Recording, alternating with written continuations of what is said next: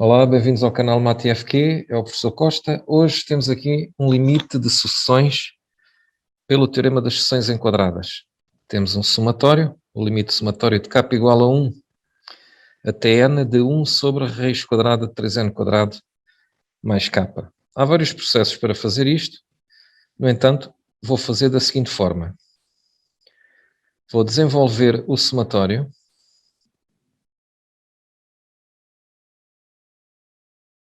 Vou calcular alguns termos. Então, reparem, o k começa no 1. Este é, na minha opinião, o melhor processo. Vou desenvolvendo alguns termos. E assim sucessivamente, até que chego ao último.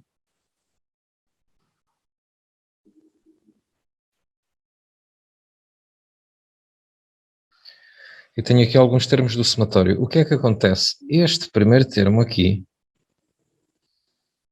é o maior de todos eles. Porquê? Porque o denominador, este termo que está aqui, é o maior, porque o denominador é mais pequeno. O denominador tem 3n quadrado mais 1, enquanto que este é o menor deles todos, porque o denominador é o maior. O denominador chegou ao n. Então, este será o termo menor e este será o termo maior. Porquê? Porque no caso do termo menor, ele é menor porque o denominador é maior. Tem 3n quadrado mais n. Então, reparem, isto quer dizer que o meu somatório original tem termos grandes, médios e pequenos. Ou seja, o meu somatório original tem termos grandes, médios, pequenos, e ele vai ser de certeza absoluta menor ou igual que um somatório formado só por termos grandes. Ou seja, vou fazer um somatório só com termos grandes, dos grandes. Fica 3n quadrado mais 1. Ou seja, o somatório original, de certeza absoluta, que é mais pequeno que um somatório formado só pelos termos grandes. E é maior ou igual, de certeza absoluta, que um somatório só formado pelos termos mais pequenos. Assim.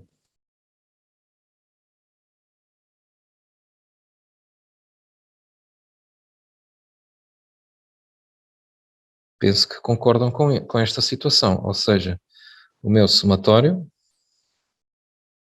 original tem termos grandes, médios e pequenos, de certeza absoluta, que é menor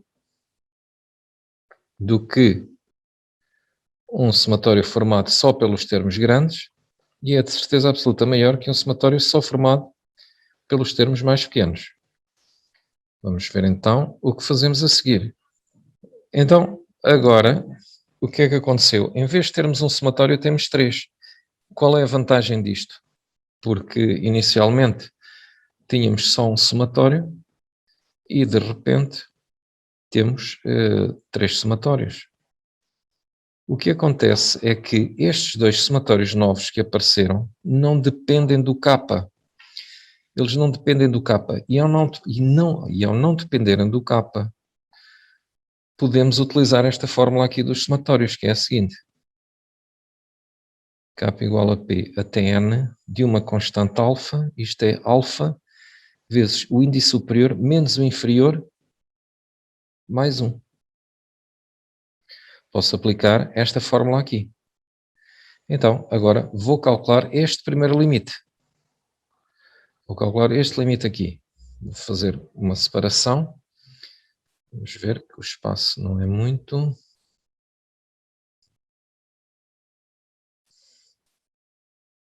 Vou fazer aqui uma separação e vou calcular o primeiro limite.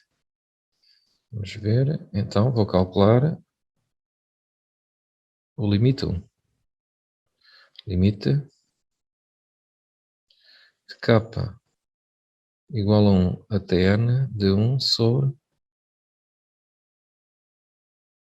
3n ao quadrado mais n. Como o que está dentro do somatório não depende do k, isto então ficará limite do que está dentro do somatório vezes o índice superior menos o inferior mais 1. Ou seja, ficou o limite de n 3n ao quadrado mais n. Isto dá infinito sobre infinito,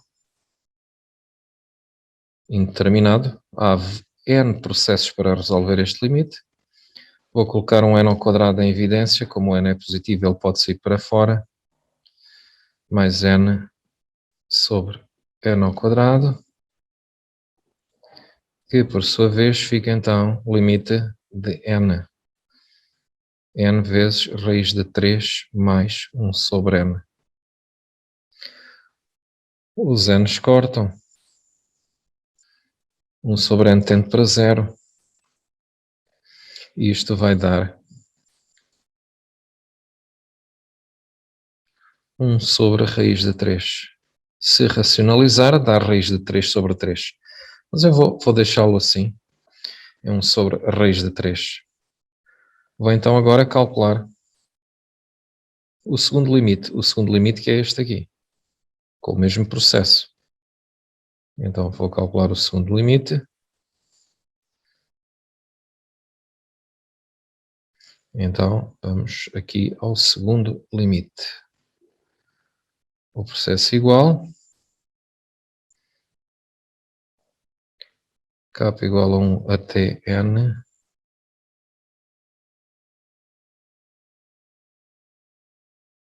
Fica então a mesma situação, não depende do K, enquanto que o somatório original dependia do K. E lá estou eu aqui, tenho que terminar este.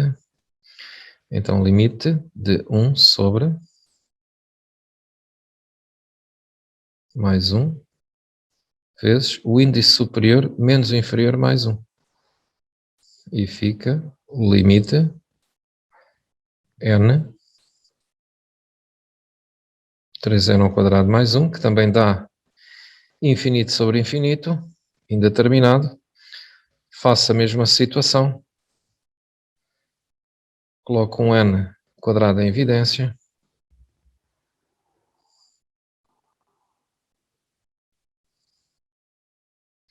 E que vai dar também o mesmo valor. Então dá n vezes 3 mais 1 sobre n ao quadrado, que cortam e dá 1 sobre raiz de 3. Então, reparem, pelas nossas contas, os dois limites deram 1 sobre raiz de 3, ou se racionalizassem, raiz de 3 sobre 3.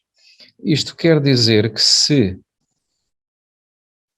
este limite, que está aqui à esquerda, se este limite tende para 1 sobre raiz de 3 e este também tende para 1 sobre a raiz de 3, obrigatoriamente o que está no meio, o nosso limite original, tende para 1 sobre a raiz de 3 pelo teorema das seções enquadradas.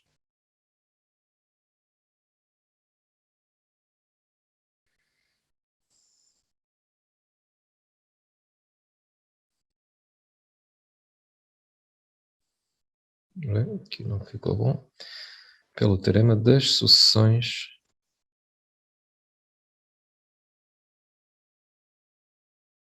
enquadradas. E assim, o limite então é 1 sobre a raiz de 3. Espero que o vídeo tenha sido útil. Se assim foi, coloquem gosto. E se for possível, subscrevam o canal e até ao próximo vídeo.